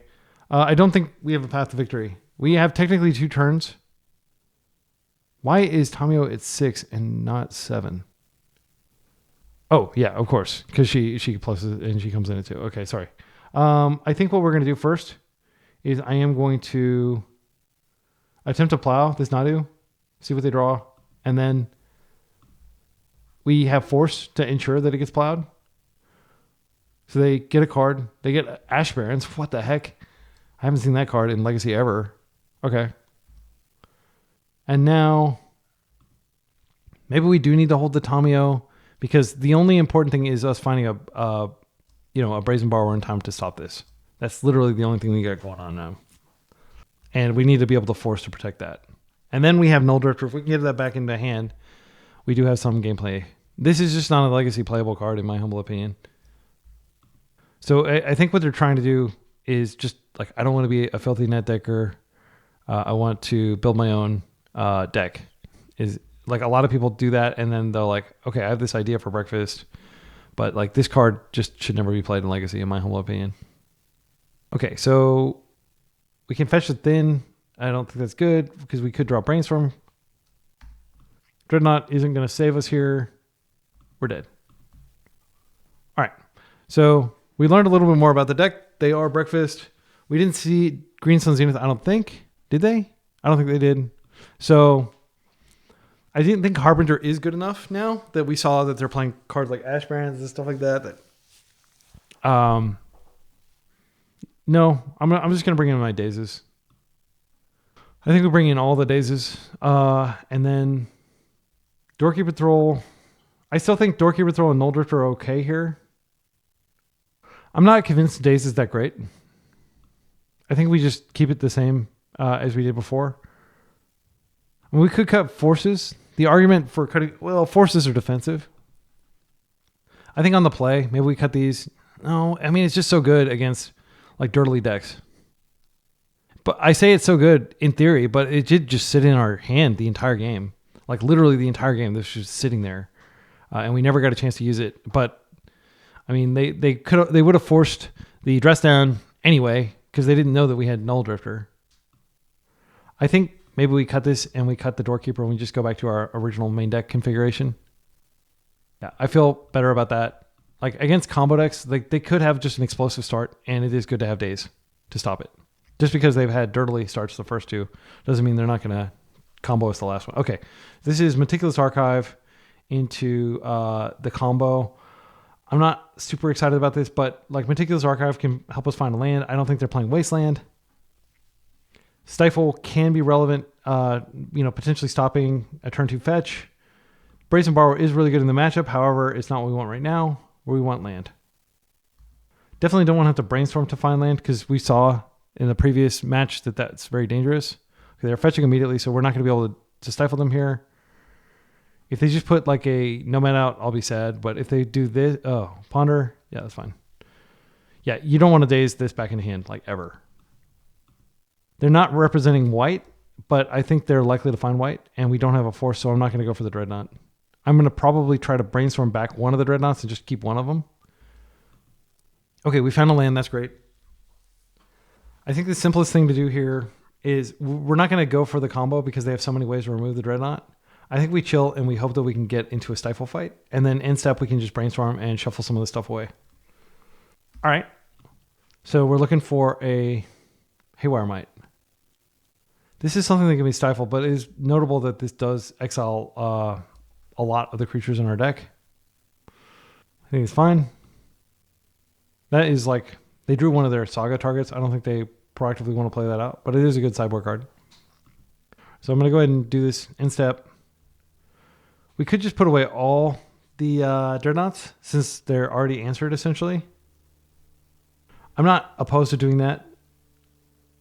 Yeah, because we would need to stifle this, and we need to do a lot of things. And we could stifle the activation. They actually don't have white. Maybe I just draw the Dreadnought and draw one Dreadnought and hold it. And then we can ponder for a land, and then we can potentially instep Dress Down. If we instep Dress Down, it does take away this ability. But the scary thing is they can actually target this. So we need to be sure to have a mana to actually stifle this ability. Okay, I'm going to draw one of the Dreadnoughts. So if I get a Wasteland, I'm probably actually wasting their Trop. Yeah, I'm going to go ahead and fetch. I'll just get another Tundra. I'm going to ponder here for a wasteland, hopefully. Actually, yeah, this is getting shuffled back. We don't need that many dreadnoughts. I mean, we could just try to overload them with dreadnoughts. I don't think that's correct. I'm going to ponder here. I really want to land. I'll take any land. I will take any land. Come on, deck. All right. We are basically to this. This is not an artifact. It can't be stopped by this. Yeah, we're just going to pass without making our land drop. Very sad. But we don't have to discard at least. So we do have dress down to kill the constructs if they do go the construct route. It looks like they might be. You're swinging for one. It's important to note that they can't actually kill dress down with this because this is an ability that goes away. I think we ponder for a land here.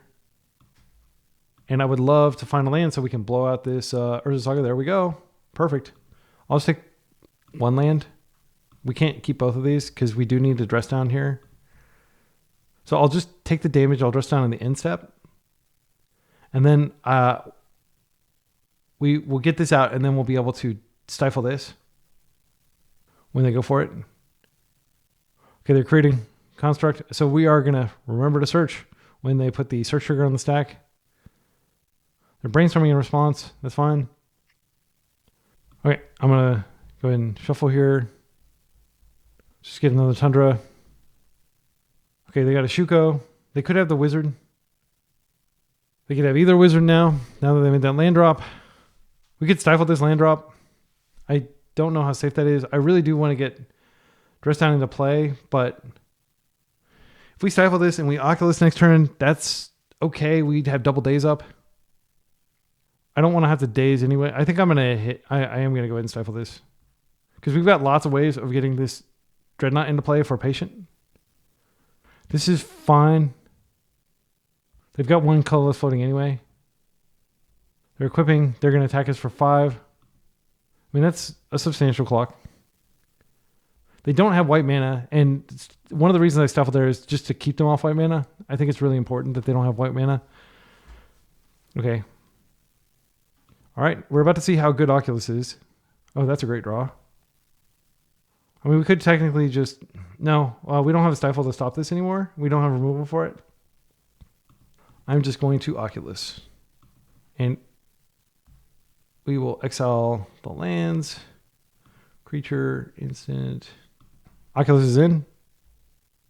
Upkeep, we Manifest Dread. Hopefully Manifest Dreadnought. Shuko, equipping the construct. Do they have another artifact to play? Are they going to somehow ping us after combat? Like, I don't... this attack doesn't make sense to me. Well, I'm going to go ahead and block this. I know it might be a trap, but we do have Brainstorm. We've got double days to stop things they might try to do. Oh, this... No, never mind. The clue makes it bigger. Yeah. I don't think we chump here. Yeah, I didn't think about the clue. I'm just going to take it, and I'll be assertive. We'll take 5. I don't expect to get tempoed out by the...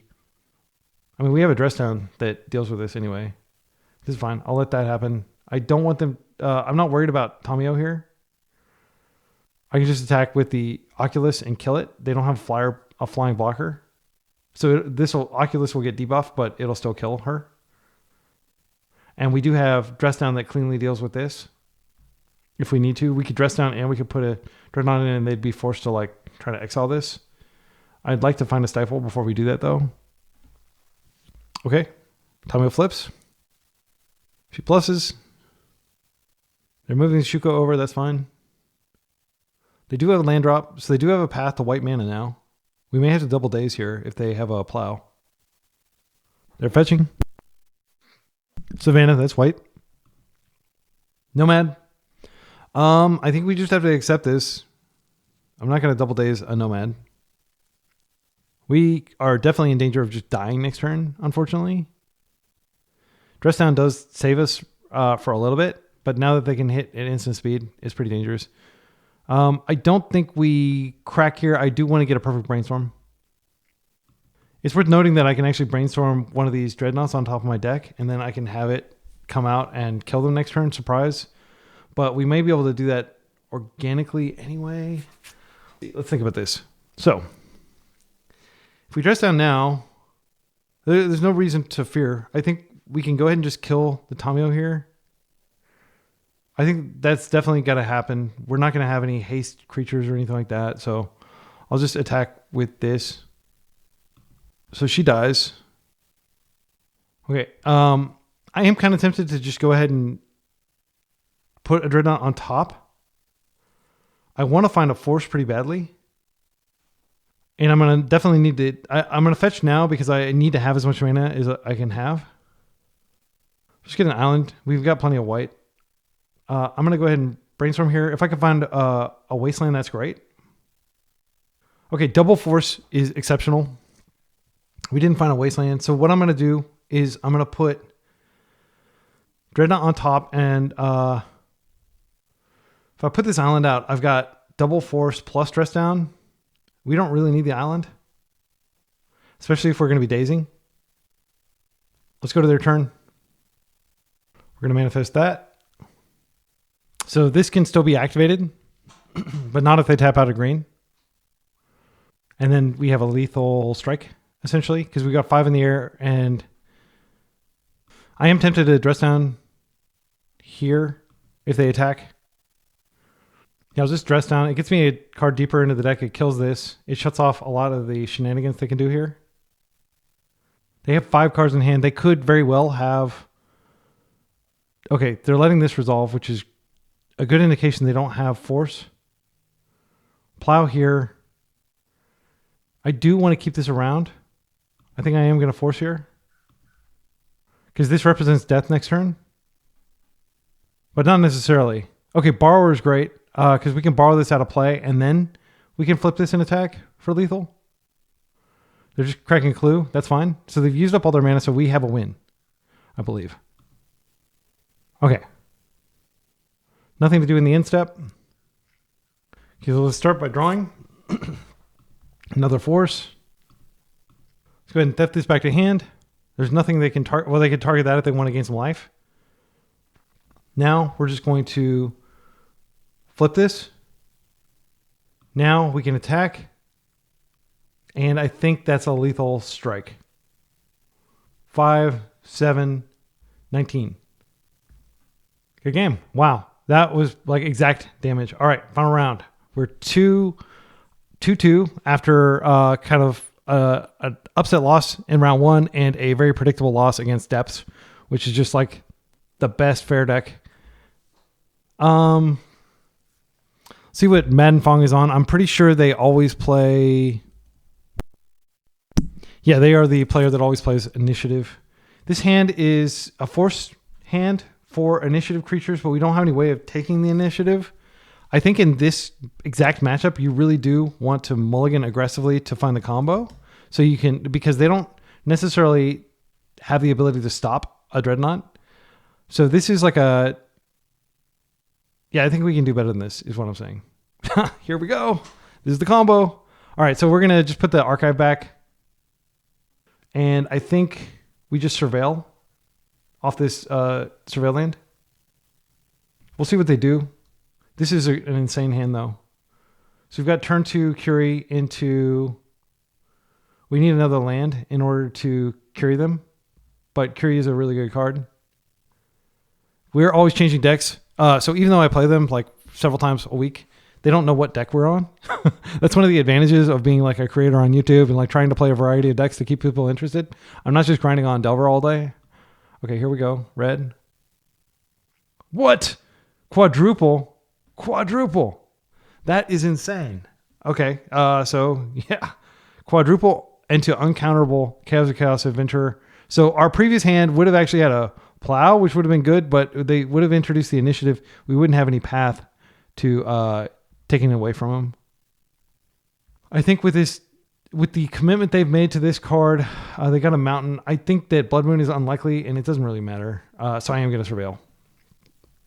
All right, we're looking for land number 3 or a plow. This is land number 3. Gosh, I do think we do this because it basically guarantees we can Phyrexian Dreadnought, draw a lot of cards. We're taking 7 next turn, and then we're getting trapped. And then we're hopefully not taking more. We may be taking more, actually, because we have to attack with Curie in order to get the benefit. The other alternative, if we bin this, is that we Curie, and then maybe we can find a plow in the top card. Because the issue with Curie, okay, hear me out. So they attack. They deal 5 next, or they're going to deal 7 because they're going to forge. Then the subsequent turn, Trap will deal 5, and then they'll attack for 7 again. 7 plus 5 plus 7. So it's like 19 damage. That is death. We have exactly 19 life. So even if we draw 12 cards with Curie and take the initiative and all that stuff, we don't have a land drop to give. And even if we draw like removal in our top cards, it's unlikely that we're going to be able to remove this before it kills us. So I do think, based on that argument, that we need to bin this. We need Plow or Brazen Borrower here. Okay, Ponder could find us one of those. I'm going to do it. Actually, I need to do it off this because if we find Plow, I need to be able to cast it now. And I'll actually cast it during upkeep. Okay, we found it. That's such a huge relief. My goodness. All right, and we do have Force Blue card for subsequent threats as long as they're not human. So our opponent has to be wondering, okay, what could they have kept here? I am going to absolutely just keep the... I'm going to Plow it when they forge. Okay, they're going Lost Well. This is fine. So I do have a stop during their second main. I'm going to put a stop in the beginning combat because I don't want them to be able to do anything. Because once this attacks, on top of everything else, it explores. No, wait, it's even better than that. Exile the top card of your library, and you can use it. It's really good ability. Okay, so we're going to go to beginning combat, and now this is the Plow. And they are still on the value train here. They chose the value side, which is less scary. All right. So I think Curie comes in, and we hope that they don't have enough mana to play another initiative creature that we can't counter. So I'm going to go ahead and play Curie here. She can take the initiative. We just force literally any creature they play here. And if we find a land, then we can draw 12 and take the initiative and just close the game, basically. Okay, Stash, so they could, if they have a Spirit Guide and if they have another one, oh, they don't even need a Spirit Guide. They just have another uncounterable initiative creature. Is that what's happening here? Magus of the Moon. This is a human. We can't counter it. And it can stop us from taking the initiative next turn unless we get exactly a land. All right, so sadly, we just have to play out the Tamiyo and wait, and we're probably going to die. It's so frustrating. This card drives me crazy. But anyway, it's not like Wizards is going to ban it or anything. And now we can't even Plow this out of the way. I am going to play the Tamiyo out. I don't think Force is going to pull much weight here. And we, at the very least, we can potentially draw into a land. Like, even if they Throne of Dead 3, it doesn't necessarily mean we lose. But it probably does mean we lose. That's one of the big criticisms of this deck in general, is just that, like, okay, well, that is a force. It's one of the few cards that I can counter, and I'm going to force it. And Daze is definitely past its sell-by date. Can we get a land? Got another Dreadnought, which doesn't help us. All right, I'm just going to attack with this in the air. And then I'm going to crack, and I'm going to try to find a land. It can be any land. We already have the blue we need. Okay, another Curie doesn't help us. It is a force effect, but they're about to Throne. We were not able to take the initiative. They're onceing here. I mean, this is technically something we can counter. It feels wrong to do so, but this is even more value.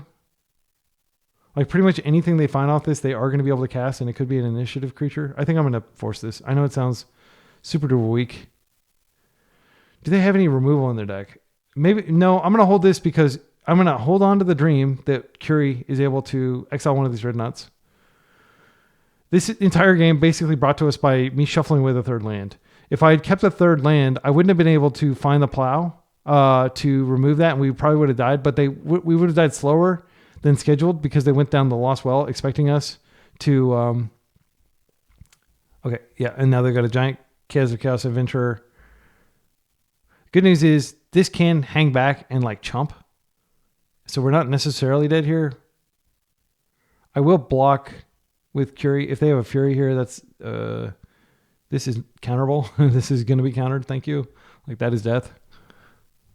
Okay, they still have 2 cards in hand. Well, 1 card in hand. Okay. So Skeleton's the only attacker this turn. That's fine. If we find a land, we can go to Value Town and we can keep Tamio back and maybe survive. They're at 25 life.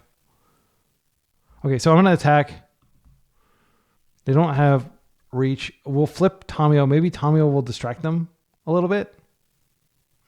There is the possibility that we flip. We'd have to have specifically Island and Stifle in the top cards in order to be able to Dreadnought here. Dress Down does do it, but it's too slow. I'm almost certain that we're dead here. I am just going to concede. Like there's like extremely little hope. I think it's like less than 1% because they're going to deal 8 trample plus 4 that we can't block. Yeah, I think we were actually dead on board. Okay, so against the initiative, Hydroblast definitely comes in. And this is one of those Dreadnought Doorkeeper Troll matchups. We definitely want that in. You could definitely argue, like they are possibly playing. I think Stifle comes out in favor of Consign because I do think that they're playing Chalice, and they're probably playing One Ring because their deck is very glass cannony, like pitching their entire hand with Spirit Guides and stuff. I'm almost certain they're playing that card. Force Negation is a potential card we could bring in here. Cards that are bad. I think Tamio's bad. She can't take the initiative. She doesn't really do anything. Days on the play is not terrible. It's not great. I think we could cut 2 Dazes just because we're going to need the forward momentum. Yeah. Let's do this. Okay, this hand is a Force Hydroblast hand. It does not have the combo. It does have a potential path to a second land. We've been getting 1-landers all day long, which is really frustrating. This hand is perfectly keepable. I think this is just a Surveil trigger, and we wait a turn. Yeah, I'm going to keep this. Because if they Glass Cannon, we're going to be there to sweep up the glass. If that analogy makes any sense at all. Once is fine. Sometimes once is grabbing like some vital card that they really need. Mox. Just don't have Cavern and I'll be okay. They got City of Traders, so I think we are going to be able to force something here. Blood Moon. I mean, this is just a Hydro. Yeah, I think this is a Hydro. Because they may have something that is not blue that we have to stop, and I want to keep the force around for that. Unfortunately, this does mean that we're like less likely to find a land off of Brainstorm here. And we're less likely because we fetched the land out of our deck to find a land. Okay, we found a Wasteland. I think we just play Curie. They still have a lot of mana. They can still do scary stuff. Now we can probably pitch the Force if we need to. Okay, this is a Force. And I am going to pitch the Dress Down. We're going to draw cards. I'm going to draw a card first and then I'll Brainstorm because I want to max the looks. Draw trigger. Dreadnought. Okay, so if we find a fetch land, we can shuffle away. Okay, we found another Wasteland, which actually does the job here because we can just play and do Curie. And we have Days, which is not atrocious. It's not great. I think we put this back. We're never going to use this. Put this back. We'll draw it. I don't know if there's something they can do to like take cards out of our hand. I'm going to put the Dreadnought back. Play that. Okay. And we're basically like by playing that out, even if we daze something, we have Curie next turn. They just have to remove Curie somehow. If they can do that, then we're back to the drawing board. Okay. They're legend rolling that. Even if they get the initiative here, I think that's okay. Yeah. Like that's not great, but it's not the end of the world because we're going to take the initiative and draw 12 cards here. They can fetch, go get a basic land. They already used their land drop. So that's their turn. If we waste them, then we do cut them off. Well, it doesn't matter. We will get a land drop. So maybe it will be a wasteland. Actually, our land drop could be, let's go ahead and do this. Dreadnought. And now we're just going to do our thing. And they scoop. Great. All right. That felt good. That's what we're supposed to do. Like, this is precisely the kind of matchup where Dreadnought shines over other tempo decks. Is like, it can be hard for them to deal with Dreadnought itself. Okay, so Dazes are all coming out at this point. Maybe we do want Stifle just because it increases the likelihood of us being able to do a Dreadnought trick. There are plenty of things we can Stifle in here. I feel like even on the draw, maybe Daze. No, I mean, this stops like the final room of the initiative. It stops a lot of stuff. I'm gonna keep these in. We're on the draw, so we're in a pretty precarious position. It's a lot harder to win on the draw, but not when you have a whole bunch of forces and you have the combo. So I think this is a snap keep, but I'm not going to snap keep because I don't want my opponent to overthink. But like I'll happily pitch the Brainstorm and then Surveil.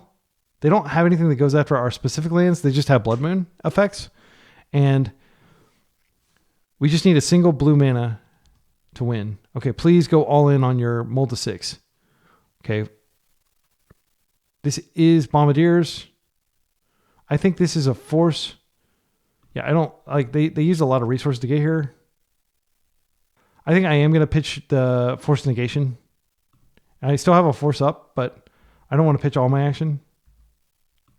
Okay, that feels great. So now we can go get the basic island. And we can, yeah, I think I am just going to produce a Dreadnought next turn. We'll see what they do. If they go Blood Moon, then we'll just produce a Dreadnought. Broadside.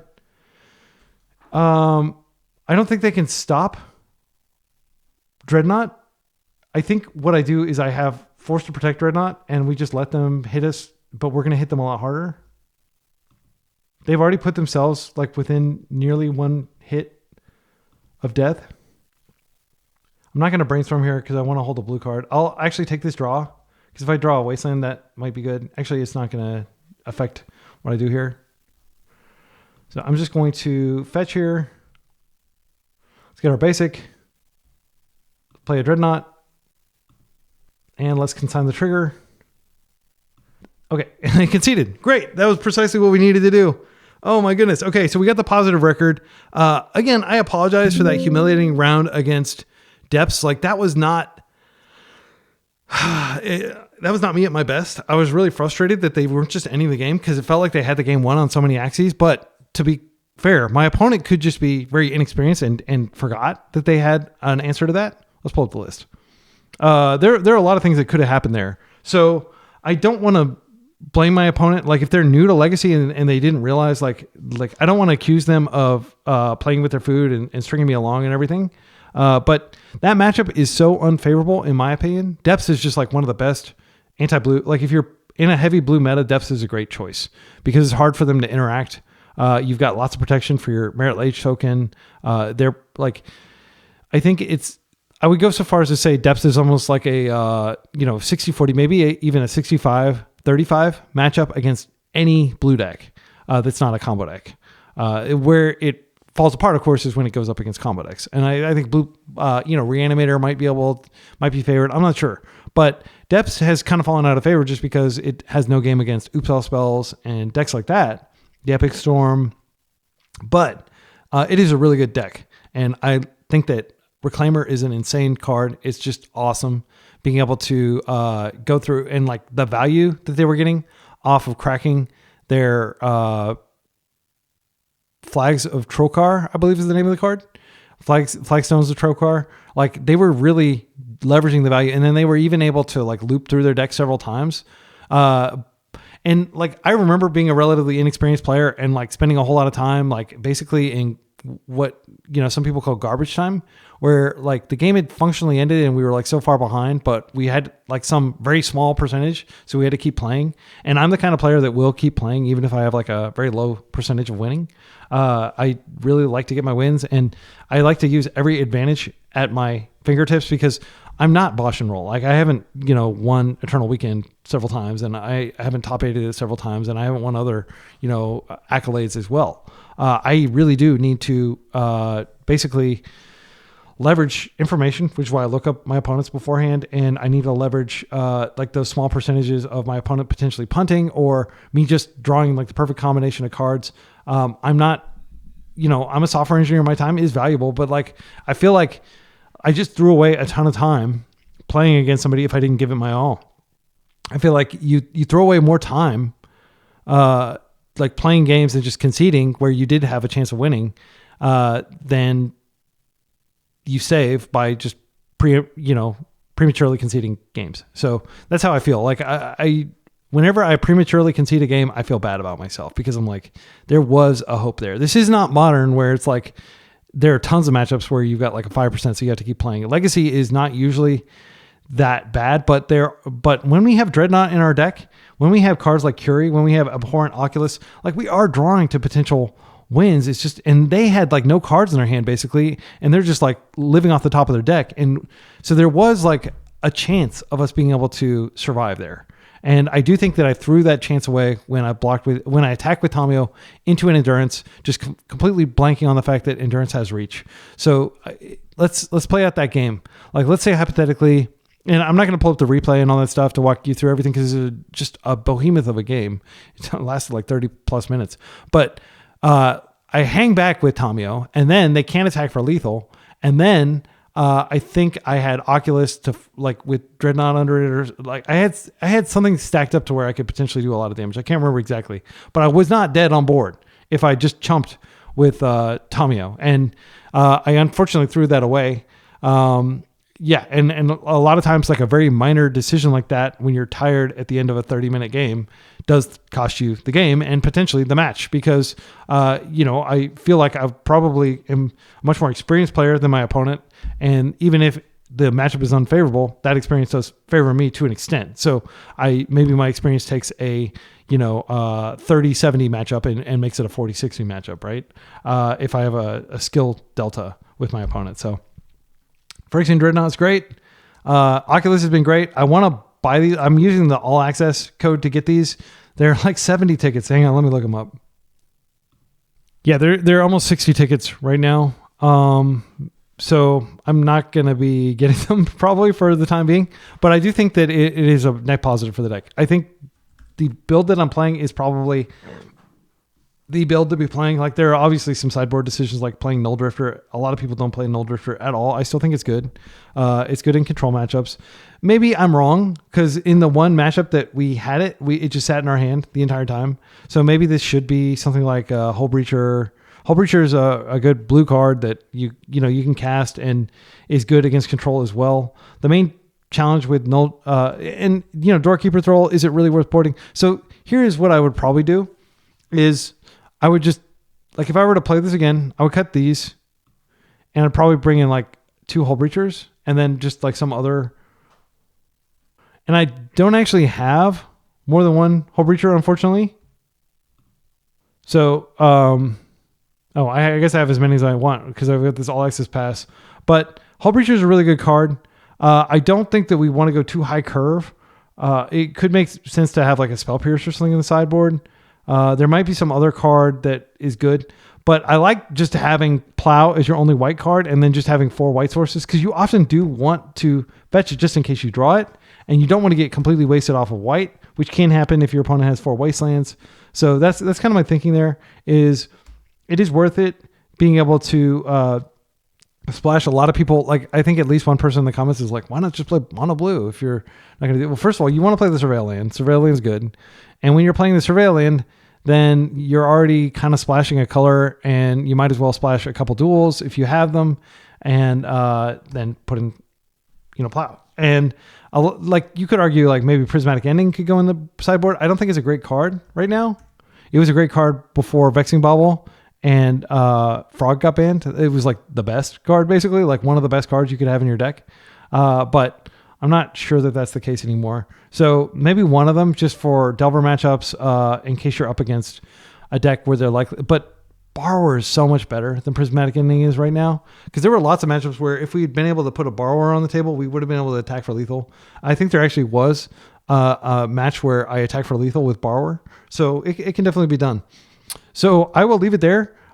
This is a really fun deck. It's a really well-positioned deck right now because Stifle is just really strong against like a lot of decks use fetch lands, and Stifle just continues to be amazing against fetch land decks, especially when you've got 4 Dazes, 4 Wastelands to back up your Stifle, and when your Stifle also helps you get a Dreadnought into play.